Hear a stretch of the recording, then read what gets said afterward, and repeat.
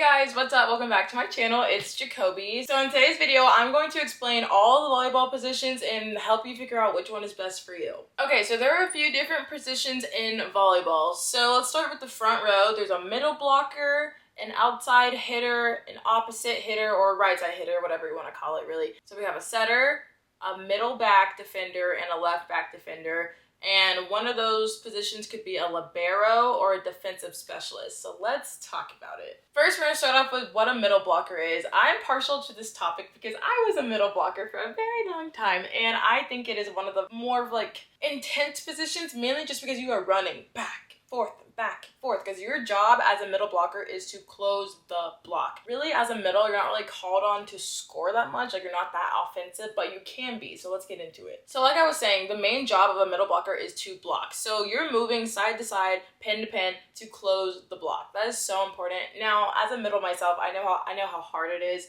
to actually go and close the block consistently because it's a lot of running, it's a lot of agility, and getting there is hard. Like getting your timing right, reading the other setter, knowing where the ball is going, it's definitely a skill that is hard to grasp and hard to learn, but some people just have it naturally. Middle sets are really fun in my opinion because they're quick, they're fast, they're exciting. Like when a middle connects on a quick ball, it is so cool because honestly, the idea behind a quick set is kind of catching the other team off guard. Maybe you can get a one-on-one block or no block at all because it's so quick. So that's kind of a fun thing about quick sets. But yeah, that's why middles run it. Honestly, just to open up the floor and open up the offense. So if the middle can get going, that will be a really good sign for the outside hitter and the right side hitter. So who's usually a middle? People who can usually jump well and who are fast. And also middles, typically, when you're younger, coaches will choose their middles according to height, which is really funny. So usually the tallest girl on the team will be a middle. That's just how it is, okay? I'm sorry if you don't want to be a middle.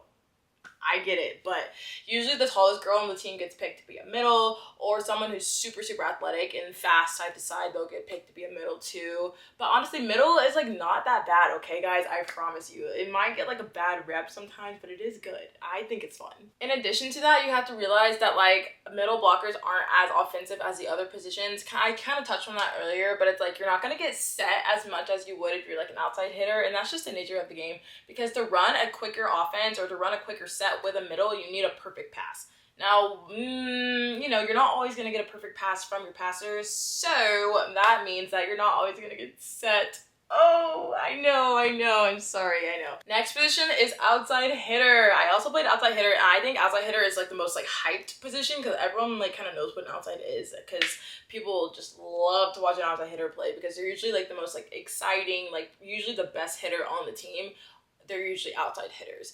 Outside hitters, they play front row and back row, unlike a middle blocker. Middle blockers only play front row. But an outside hitter, they can play all 6 rotations. Now, that being said, outside hitters are usually great passers. And I mean great passers as in they're almost as good as a libero good passer. You know what I mean? You're going to be playing 6 rotations, and 9 times out of 10, if the other team has a brain, they're going to serve the outside hitter pretty much every single time. Because imagine, you're serving a person who has to not only pass the ball, but then focus on hitting right after serve receiving. It's hard to focus on both, and it's honestly rare to be really good at both unless you're a top level player. That's a really hard skill to master. So outsides get set the most, I swear to you, because when a team is out of system, and that does happen sometimes, say you don't get a really good pass off of a serve, or say you get a bad dig, where's the ball going? It's going to the outside, right? Someone can just literally boop, bump set the ball to the outside, and they're expected to hit the ball over. That's just how it is. When I was playing outside in college, my arm literally almost fell off. Literally. Because I was getting set so much. So much. Out of system. In system. Everything was coming to the outside. So that's just one thing to notate. If you want to be an outside hitter, you will get set a lot. And that's not necessarily the best thing, okay? Don't get that confused. Just because you get set a lot does not mean that that's the best thing for the offense as a whole. Outside hitters, once again, are usually one of the best passers on the team, or they're extremely terminal from the outside. They can just hit the ball and it's a kill every single time. That's usually how a coach will determine who plays outside, is if they are a really good hitter or they're a really good passer and they can kind of hit the ball. There's 1 or 2 options. Also, outside hitters need to be good defensively, and that's why I said they're almost a libero basically, because as an outside hitter, you have to play defense. Yay, like that's so much fun. Like you have to focus on digging the ball from the other outside on the other team, just in case they actually hit it at you. You have to be prepared to actually dig a ball. Like it's not like just tip defense, like you're actually getting hit at. So that's one thing that an outside hitter needs to be able to do, is play really good defense. Also, outsides usually have like the most like shots in their arsenal. So basically they can like hit the ball, cross, line, they can tip, they can roll, they can do pretty much everything. Like they need to be able to do everything because they're going to be getting a lot of sets. So it's like the more shots you have, like the better. Now let's move on to the right side hitter. I also played this position, and I think this is like kind of like, I think it's fun. Personally, I liked right side. Now, some people do not like it if you're a right-handed person. That's because when the ball's set to you, it has to cross your shoulder and then you can hit it. But if you're lefty, this is the position for you because it's so natural. Like, because you can just swing when the ball's closest to your arm. You don't have to wait, and then swing. Like, that is so natural for left-handed people. So usually, coaches, like, when they see, like, a left-handed player and they're younger, they'll be like, okay, perfect. You're going to be my right-side hitter because you're lefty, and that is amazing for you. Right-side hitters usually need to be a good blocker. That's because they're going to be going up against the other team's best hitter usually, which is going to be the outside hitter. So they need to be a good block. And usually like at the higher levels, these girls are so tall. They're like 6'2", 6'3", because they need a good block. You know what I mean? So they're usually pretty tall. Now, on the flip side of being left-handed, if you're right-handed, it can actually be advantageous to you to play right side because it's harder to block. People are not expecting a right-handed person to hit the ball down the line and inbound. Like, they're not expecting that because it's so hard. Imagine, like, the ball is literally coming, boop, you have to wait, and then you hit it just straight down. And with power, they're not expecting that because that's so hard to do as a right-handed person. But a left-handed person, they can do that easily because it's more of a natural, like, kind of cross-body thing. And that's a little bit more natural. But right-handed, girl, they're not going to be expecting that. So that kind of gives you an advantage. Now, at the higher levels, coaches sometimes like to play their right side also like 6 rotations all the way around. So you need to be a good defender and serve receiver and also have a really good serve. Also, right sides need to be able to hit out of system just as well as an outside hitter, just because some teams who are, at a higher level, they will try to set their right side out of system, and you need to be able to hit those balls and be able to kill the ball when you do get set, because honestly, I feel like on younger teams, I've noticed they really don't set the right side that much just because it is a harder set for some young setters to set back. So that's just the reality. Next, let's move on to a setter. A setter is like the QB1 of the team. Like, she is the captain, the quarterback, the brains, the heart, okay? The setter is so important. If you don't have a good setter, you're cooked. Like, you're cooked, absolutely. Because a good setter can make a world's difference. It can make a team go from here to here, okay? So it's so important. A setter literally runs everything. Like, they touch every single ball during every single rally. They really never get a break. Like, they're running the offense. They are always going to be involved. Usually they're pretty vocal.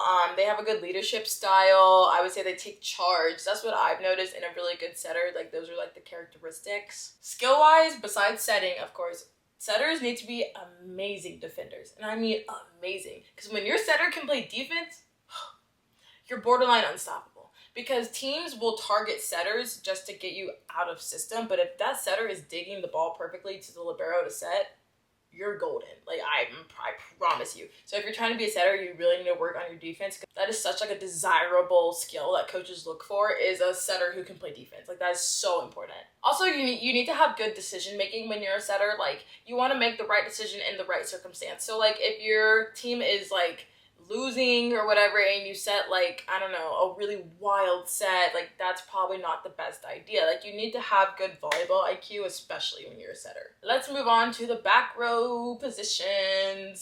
Okay, so first let's start with a DS, or a defensive specialist. These are people who are basically bound to the back row. I mean, they could play front row, but that's not necessarily what you would want if you're a coach. Like, they're not the best hitters. They're probably usually like shorter, but they are stellar defenders. They are great passers. They can serve receive. They can serve really well. So a DS is someone who kind of specializes in defense. Like, it's literally how it says in the title. So usually what I've noticed, DSs and liberos have different tendencies. I feel like DSs are sometimes like not better defensively, but like they're more scrappy. Like they are really focused on defense and not letting a ball hit the ground. Like I've played with some girls who are DSs who are relentless. Like they will give up their bodies, they'll dive, they'll do anything to get the ball up. So I really have a lot of respect for DSs because they hustle. They are super, super hustlers. I notice like personality wise, like DSs are usually like super hype. Like they're like lit. Like they always breathe like the energy when they come in. Like they try to like really bring up the level, and that's their job. It's basically just to be hype, pass a ball, and play amazing defense and be scrappy. Now, on the flip side of that, for a libero, this is the girl who gets to wear the other jersey, and she is the best defender and serve receiver and server basically on the team. Like that person has a back row on lock.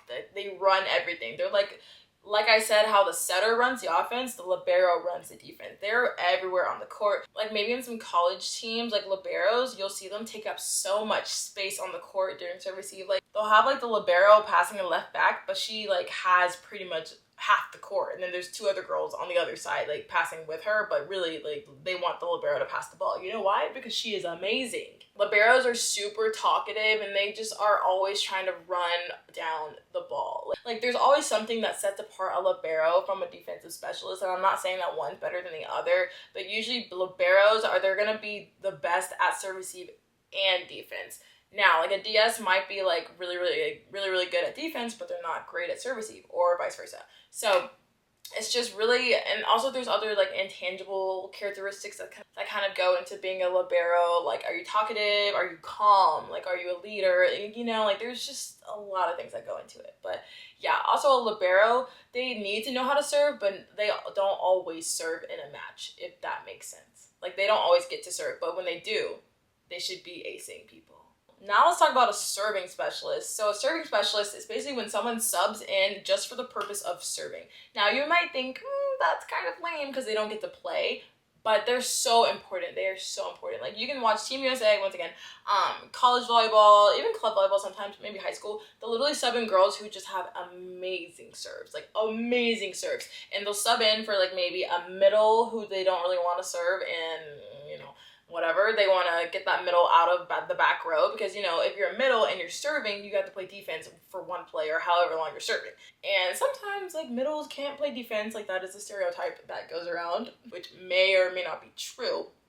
But serving specialists can come in for those types of people, and they can come in and serve. Now, serving specialists aren't just serving specialists. Like they're really like DSs in disguise. They're just like a defensive specialist who has a really good serve. So they'll come in, serve, and then they get to play defense. And now that's like kind of like their secondary job, is playing really scrappy defense, being really active and stuff like that. But they also have a really good serve. So for example, like my coach in college, he would sub in this one girl. She's from Spain. She had an amazing like top spin serve, a lot of pace. Like it was pretty much like an ace every time.